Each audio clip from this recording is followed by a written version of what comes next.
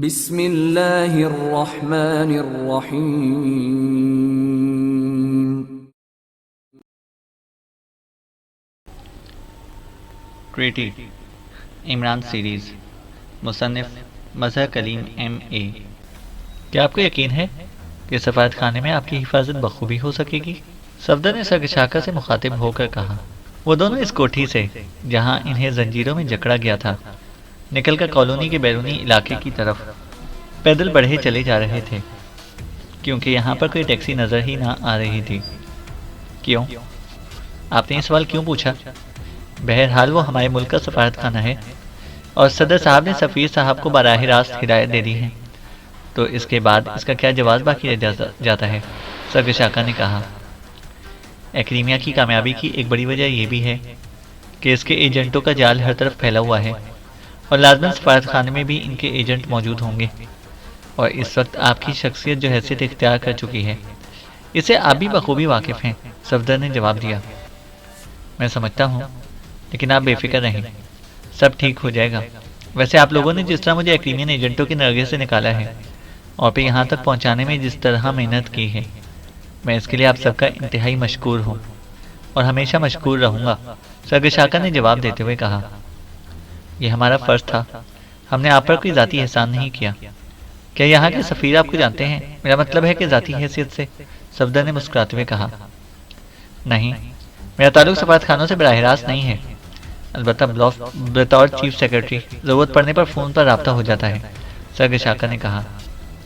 आप मेकअप में हैं, इसलिए अगर कोई आपसे ज़ाती तौर पर वाकिफ़ होगा तो फिर आपको सरगशाका की हैसियत से पहचान सकेगा। इसलिए अगर आप नाराज़ ना हो तो मैं एक दरख्वास्त करूं? सफदर ने कहा। कैसी दरख्वास्त? सरगशाका ने हैरान होकर पूछा। आपकी जगह मैं अपने आप को सरगशाका के तौर पर पेश करूंगा, और जब तक मैं ना कहूं आपने अपनी शनाख्त नहीं करानी। सफदर ने कहा। इसकी वजह? सरगशाका ने हैरान होकर कहा। मैं पहले अपने तौर पर पूरी तसल्ली कर लेना चाहता हूँ कि आप महफूज हाथों में जा रहे हैं या नहीं, क्योंकि इमरान साहब का मुझे आपके साथ भेजने का असल मकसद ही यही है, वरना तो आप खुद भी टैक्सी में बैठकर सफारत खाने जा सकते थे। सफदर ने कहा। ठीक है, मुझे क्या एतराज़ हो सकता है, लेकिन ये आप लोगों की बेजा एहतियात ही साबित होगी। सरगशाका ने मुस्कुराते हुए जवाब दिया। हमारी कुछ आदत सी हो गई है कि अपने साये से भी मोहतात रहते हैं। सफदर ने मुस्कुराते हुए जवाब दिया, और सरगशाका भी इख्तियार हंस पड़े, और फिर एक खाली टैक्सी नजर आ गई। सफदर ने इसे इशारा किया तो टैक्सी इनके करीब आकर रुक गई। टावर हाउस, सफदर ने टैक्सी ड्राइवर से कहा, और इसके बात में हिलाने पर सफदर और सरगशाका दोनों उकबी सीट पर बैठ गए। सरगशाका शायद पूछना ही चाहते थे कि सफदर ने कामरून सफारत खाने की बजाय टावर हाउस का नाम क्यों लिया था, क्योंकि टावर हाउस सटावा का ऐसा मकाम था जहाँ हर वक्त गैर मुल्की सयाह फिरते रहते थे, लेकिन सफदर के इशारे पर वो खामोश हो गए। टावर हाउस पहुंचकर सफदर ने टैक्सी छोड़ दी, और फिर वो सरगशाका को साथ लेकर इधर उधर घूमता रहा, और फिर वो सरगशाका को लेकर मेन मार्केट की तरफ बढ़ गया। ये आखिर तुम क्या कर रहे हो? हमें फ़ौरन सफारत खाने पहुंचना चाहिए, सरगशाका ने आहिस्ता से कहा। आप बेफिक्र रहें सर, लेकिन आप बराए मेहरबानी मदाखलत ना करें, सफदर ने कहा, और सरगशाका होंठ भेजकर खामोश हो गए। सफदर ने मेन मार्केट पहुंचकर मुख्तलिफ सुपर स्टोर से सामान खरीदा, और फिर वह सामान लेकर करीब ही एक छोटे से होटल में आ गया। हम चंद घंटे यहाँ पर आराम करना चाहते हैं, घूमते फिरते थक गए हैं, क्या हमें कोई कमरा मिल सकता है? सफदर ने काउंटर पर बैठे हुए नौजवान से कहा। किराया तो आपको बहरहाल 24 घंटों का ही देना होगा जनाब, काउंटर बॉय ने मुस्कुराते हुए कहा। किराए की फिक्र ना करें, हम जरा आराम करने के बाद गुस्ल करके ताज़ादम हो जाना चाहते हैं, सफदर ने कहा, और इसके साथ ही इसने जेब से एक बड़ा नोट निकालकर काउंटर बॉय की तरफ बढ़ा दिया। काउंटर बॉय ने एक डबल बेड रूम की चाबी क्लिप से उतारी जिसके साथ टोकन लगा हुआ था, और फिर वो चाबी और साथ ही बकाया रकम दे दी। सफदर ने एक माकूल रकम इसे टिप के तौर पर दे दी और चाबी लेकर आगे बढ़ गया। आखिर तुम ये सब क्या करते फिर रहे हो? वहाँ हमारा इंतजार हो रहा होगा, सरगशाका ने कमरे में पहुंचते ही कहा। सरगशाका, हालात किसी भी वक्त हमारे मुखालिफ हो सकते हैं। वहाँ हो सकता है कि हमारे मुखालिफ एजेंट मौजूद हों जो आपको देखते ही गोली से उड़ा दें और हमारी सारी मेहनत बेकार हो जाए। इसलिए जब तक पूरी तरह मेरी तसल्ली ना हो जाएगी, इस वक्त तक मैं आपकी शनाख्त को ओपन नहीं करना चाहता। मैंने मुख्तलिफ दुकानों से सामान खरीद कर मेकअप का सामान मुकम्मल किया है। अब मैं आपके चेहरे पर डबल मेकअप करूँगा। आपके असल चेहरे पर पाकिस्तानी मेकअप और ऊपर एक्रीमियन मेकअप, और मैं अपने चेहरे पर आपका यानी सरगशाका का मेकअप और ऊपर एक्रीमियन मेकअप। इसके बाद हम यहाँ से सीधा सफारतखाने पहुँच जाएंगे। अगर हालात नॉर्मल हुए तो आप डबल मेकअप साफ करके अपनी शनाख्त करा देंगे, वरना मैं सरगशाका बन जाऊँगा और आप पाकिस्तानी बने रहेंगे। इनके लिए अहमियत सरगशाका की है, पाकिस्तानी की नहीं, सफदर ने कहा। ठीक है, जो कुछ करना है जल्दी करो, सरगशाका ने कहा। तो सफदर ने इस बात में सर हिला दिया और फिर तकरीबन 1 घंटे बाद सफदर काम से फारिग हो गया। अब मेरी बात गौर से सुन लें। अगर हालात ख़राब हों तो आपने फौरी तौर पर वहाँ से निकलना है और फिर किसी भी जगह से इमरान को फ़ोन करना है। फ़ोन नंबर मैं आपको बता देता हूँ, सफदर ने सरगशाका से कहा और साथ ही एक फ़ोन नंबर बता दिया। यह फ़ोन नंबर किस जगह का है? सरगशाका ने हैरान होकर पूछा। वहीं का जहाँ से हम आए हैं, मैंने फ़ोन पर लिखा हुआ नंबर देख लिया था, सफदर ने कहा। तो क्या इमरान वहाँ मौजूद रहेगा? सरगशाका ने हैरान होकर पूछा। हाँ, जब तक मेरी तरफ से इन्हें रिपोर्ट नहीं मिल जाएगी या मैं वापस नहीं पहुँच जाऊँगा, इस वक्त तक वो वहीं रहेंगे, सफदर ने जवाब दिया और सरगशाका ने इस बात में सर हिला दिया। और फिर थोड़ी देर बाद वो होटल से बाहर निकल आए और टैक्सी में बैठकर कामरून सफारत खाने की तरफ चल पड़े। अब दोनों के चेहरों पर गो एक्रीमी मेकअप थे, लेकिन बहरहाल अब दोनों के चेहरे पहले से मुख्तलिफ थे। कामरून सफारत खाने के सामने सफदर ने टैक्सी छोड़ दी और फिर वो सरगशाका को साथ लेकर इमारत में दाखिल हो गया। सफ़ीर साहब से कहें कि चीफ सेक्रेटरी कामरून सरगशाका इनसे मुलाकात चाहते हैं, सफदर ने इस्तकबालिया पर पहुंचकर कहा। तो इस्तकबालिया पर मौजूद लड़की बेख्तियार उछल पड़ी और हैरत से इधर उधर देखने लगी। कहाँ है सरगशाका? लड़की हैरत भरे लहजे में बोली। मैं आपके सामने मौजूद हूँ, सफदर ने मुस्कुराते हुए कहा। तो लड़की इस तरह आंखें फाड़ फाड़ कर सफदर को देखने लगी जैसे से अपनी आंखों पर यकीन ही ना आ रहा हो। मोहतरमा, हम दोनों मेकअप में हैं, आप सफ़ीर साहब से बात करें, सफदर ने कदरे नरम लहजे में कहा। ओह ओह, अच्छा आइए, सफ़ीर साहब तो आपकी आमद की शिद्दत से मुंतज़िर हैं, लड़की ने बुखलाए हुए अंदाज में उठते हुए कहा। और फिर सफदर और सरगशाका जो इस दौरान खामोश रहे थे, इस लड़की की रहनुमाई में मुख्तलिफ राहदारियों से गुजरते हुए एक बंद दरवाजे पर पहुंच गए, जिसके बाहर 2 मुसल्लह आदमी मौजूद थे और दरवाजे पर सुर्ख रंग का बल्ब जल रहा था। दरवाजे के बाहर एक फ़ोन पीस दीवार पर नस्ब था। लड़की ने फ़ोन पीस हुक से अलहदा किया और इसके 2 नंबर प्रेस कर दिए। लाशाकी बोल रही हूँ जनाब, सरगशाका एक आदमी के साथ तशरीफ़ लाए हैं, वो एक्रीमियन मेकअप में हैं, लड़की ने मौदबाना लहजे में कहा। और फिर दूसरी तरफ से बात सुनकर इसने यस सर कहा और फ़ोन पीस वापस हुक कर दिया। चंद लम्हों बाद सुर्ख रंग का बल्ब बुझ गया और इसके साथ ही दरवाज़ा खुला और एक कामरूनी आदमी दरवाजे पर नजर आया। आइए जनाब, तशरीफ़ ले आइए, मेरा नाम रूफ़े है, मैं यहाँ कामरून का सफ़ीर हूँ, दरवाजे पर मौजूद शख्सियत ने इंतहाई मौदबाना लहजे में कहा और एक तरफ हट गया। तो सफदर मुस्कुराता हुआ अंदर दाखिल हुआ। इसके पीछे सरगशाका भी अंदर दाखिल हो गए। तो इस सफ़ीर ने दरवाज़ा बंद कर दिया और फिर वो इन्हें लेकर इस कमरे को क्रॉस करके अंदरूनी दीवार में मौजूद एक दरवाजे से दूसरी तरफ एक और कमरे में आ गया। ये कमरा हर लिहाज से महफूज है जनाब, तशरीफ़ रखें, लेकिन आपकी शनाख्त किस तरह होगी, यही बात मेरी समझ में नहीं आ रही, रूफ़े ने मुस्कुराते हुए कहा। मेरा नाम सरगशाका है और ये मेरे साथी हैं, इनका नाम ड्यूक है, आप मेरी सदर साहब से बात करें, सफदर ने कहा। आई एम सॉरी सर, पहले आपको अपना मेकअप साफ कराना होगा, फिर आगे बात हो सकती है, ये भी सदर साहब की हिदायत है, रूफ़े ने कहा। क्या आप मेरी आवाज़ नहीं पहचानते? सफदर ने गुस्सीले लहजे में कहा। वो खालिसन अफ्रीकी लहजे में बोल रहा था, जबकि सरगशाका खामोश थे। सॉरी सर, आपको अपना मेकअप साफ कराना होगा, इसके बाद ही हम मुतमईन हो सकते हैं, क्योंकि सदर साहब की हमें इंतहाई सख्त हिदायत हैं, सफ़ीर ने जवाब दिया। क्या आपने सदर साहब की हिदायत पर तैयारी मुकम्मल कर ली है? सफदर ने पूछा। यस सर, स्पेशल एयरपोर्ट पर सफारती जेट तैयारा प्रवास के लिए तैयार खड़ा है, जैसे आपकी शनाख्त हुई आपको फ़ौरन एयरपोर्ट लेकर जाया जाएगा, सफ़ीर ने कहा। ठीक है, सादा पानी मंगवाएं, अभी मेकअप साफ हो जाता है, सफदर ने कहा। इधर बाथरूम में मौजूद है जनाब, सफ़ीर ने उठकर एक तरफ इशारा किया और सफदर सा हिलाता हुआ कुर्सी से उठा और बाथरूम की तरफ बढ़ गया। आप पाकिस्तानी हैं शायद, सफ़ीर ने इस बार असल सरगशाका से मुखातिब होकर कहा। यस, सरगशाका ने जवाब दिया और सफ़ीर ने इस बात में सर हिला दिया। थोड़ी देर बाद सफदर बाथरूम से बाहर आया तो उसके चेहरे पर अफ्रीकी मेकअप मौजूद था। मेरा ख्याल है कि अब आपकी तसल्ली हो गई होगी, सफदर ने मुस्कुराते हुए कहा। Yes sir, I am sorry sir, लेकिन ये ज़रूरी था सर, सफ़ीर ने उठते हुए कहा।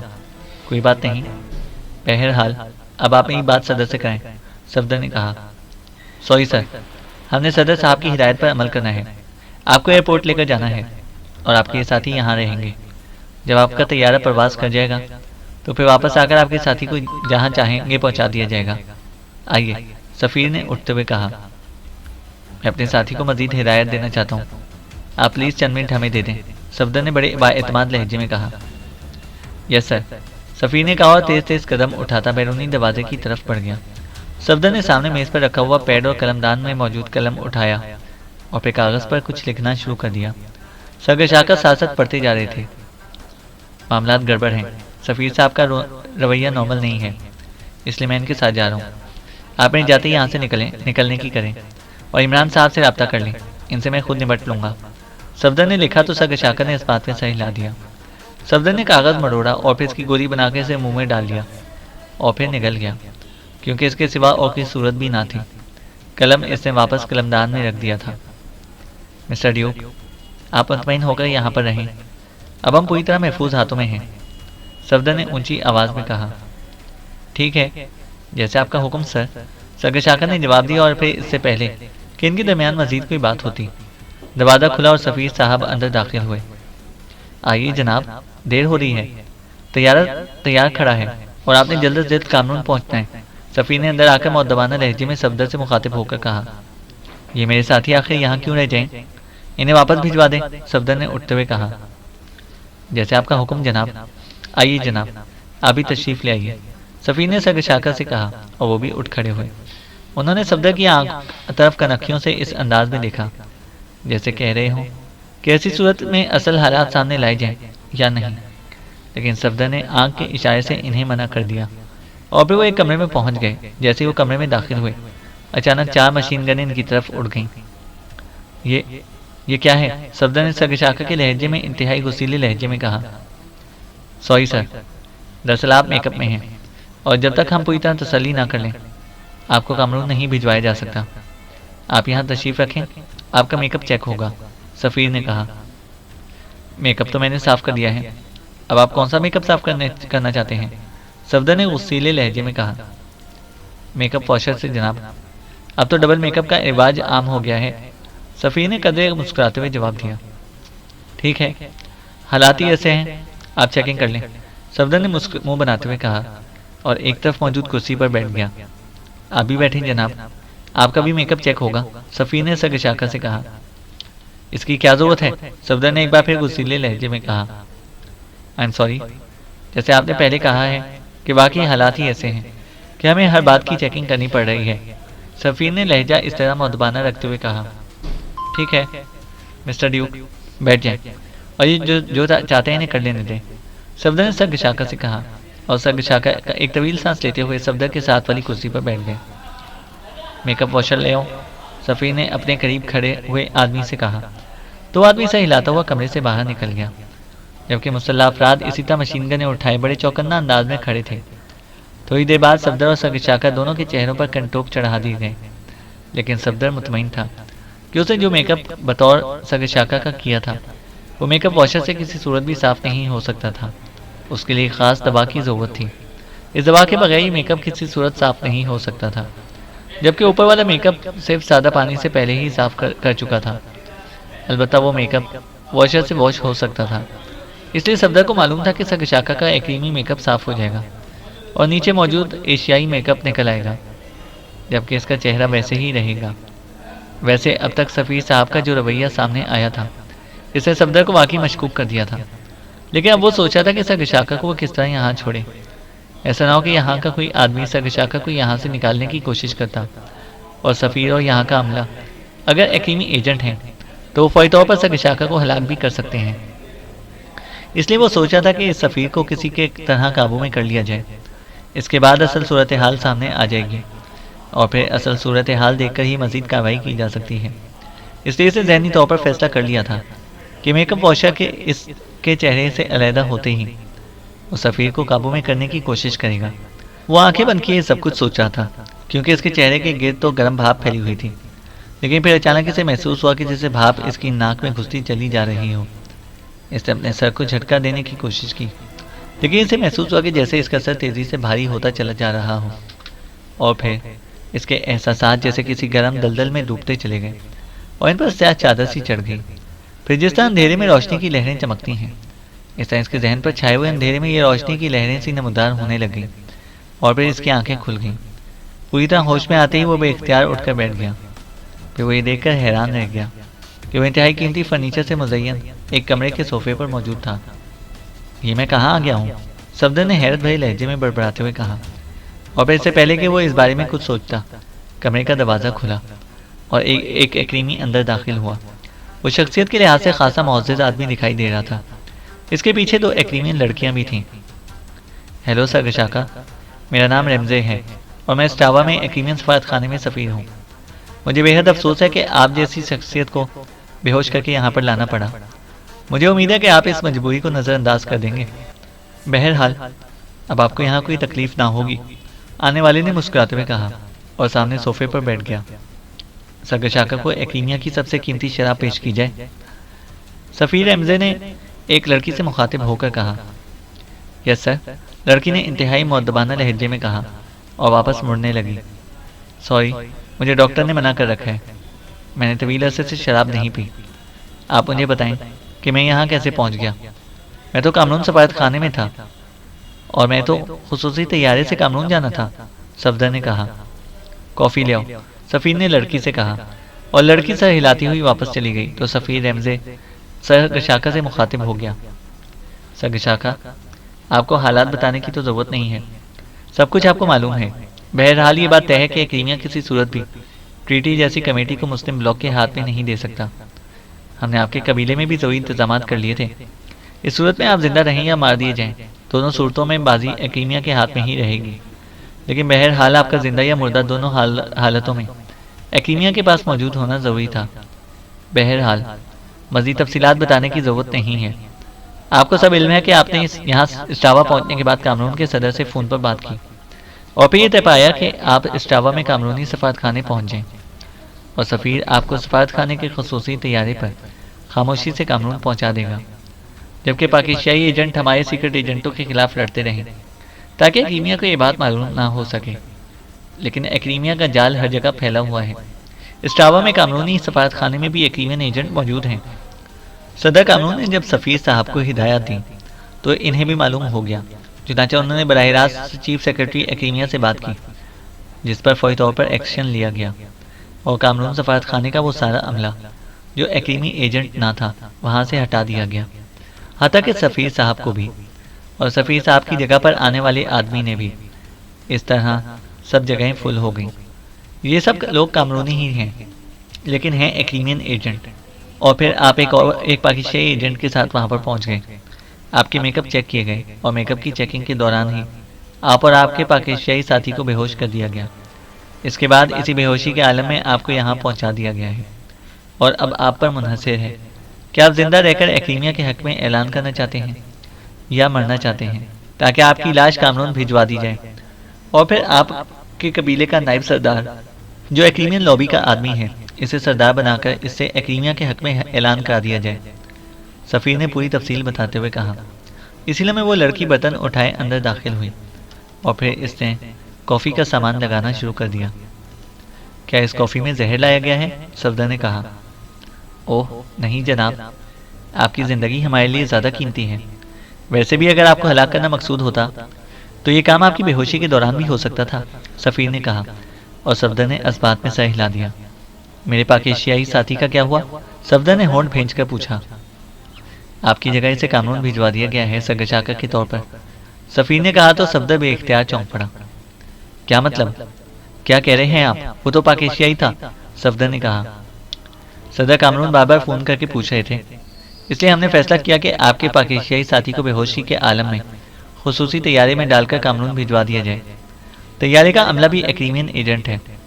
फासला चूँकि बेहद ज़्यादा है, इसलिए तब तक सदर कामरून मुतमईन रहेंगे और जब तैयारा वहाँ पहुँचेगा और असल हकीकत खुलेगी तो फिर इनके बाद बहरहाल इतना वक्त ही ना होगा कि वो कोई एक्शन ले सकें, सफ़ीर ने कहा और सफदर ने बेइख्तियार एक तवील सांस लिया वो कुदरत के इस हुस्ने इंतजाम पर दिल ही दिल में हैरान हो रहा था कि किस तरह असल सरगशाका वहां पहुंच जाएंगे। तो अब आप ये चाहते हैं कि मैं यहाँ से अपने कबीले का इत्तेहाद सदर कानून के मुखालिफ ग्रुप से करूं, लेकिन मुझे इस सारे सिलसिले में क्या मिलेगा? सफदर ने बातचीत को आगे बढ़ाते हुए कहा। सरगशाका, एक्रीमिया इस मामले में आखिरी हद तक जाने के लिए तैयार है। आप जो मराआत चाहें आपको मिल सकती हैं।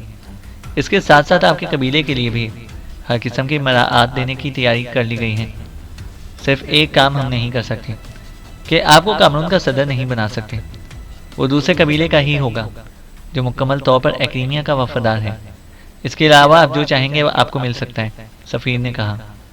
ठीक है, मुझे आप पर मुकम्मल एतमाद है। मेरी पोजीशन दरअसल अजीब सी है। मुझे सबसे ज़्यादा अपनी ज़िंदगी और अपने कबीले के लिए मराआत चाहिए। मुस्लिम ब्लॉक हमें हर किस्म की मराआत देने पर तैयार था, लेकिन जो कुछ मुझे एक्रीमिया दे सकता है वो मुस्लिम ब्लॉक नहीं दे सकता। लेकिन इंतखाबात के ऐलान से पहले मैं अपनी पोजीशन इसलिए वाजे नहीं कर सकता कि इस तरह कबीले में बगावत फूट पड़ती। अब जबकि आपने मुझे और मेरे कबीले को खुलकर मराआत देने का कहा है तो ठीक है, मैं एक्रीमिया के हक में ऐलान कर दूंगा, सफदर ने कहा। आपने मराआत के साथ साथ अपनी ज़िंदगी भी बचा ली है सरगशाका, सफ़ीर ने कहा, और सफदर बेख्तियार मुस्कुरा दिया।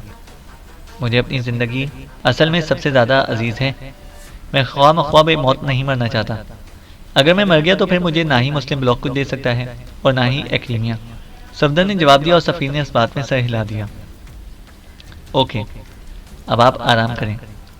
कल सुबह 10 बजे कानून के चीफ इलेक्शन कमिश्नर इंतखाबात का ऐलान कर देंगे, और इसके बाद आपकी तकरीर यहाँ टेप की जाएगी और फिर आपको शुमाली कांडा के एक्रीमियन टेलीविज़न चैनल पर पेश करके वो टेप चलाई जाएगी।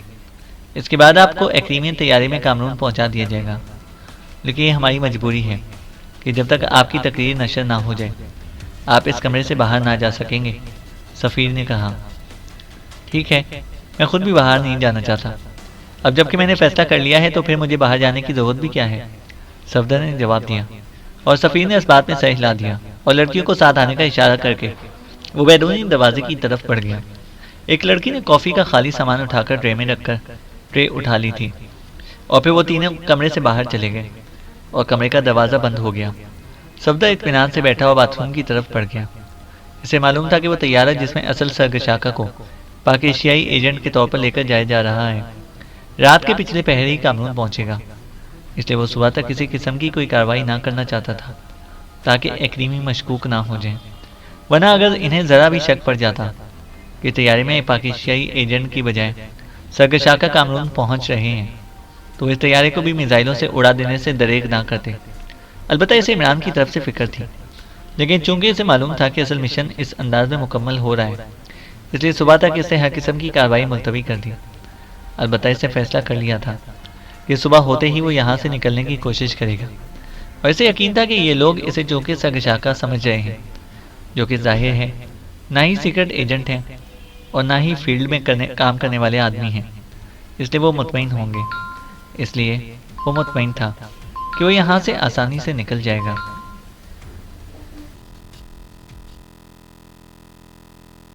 चैनल को सब्सक्राइब करें और बेल आइकन को प्रेस करें ताकि हमारी हर अपडेट आपको बर वक्त मिल सके।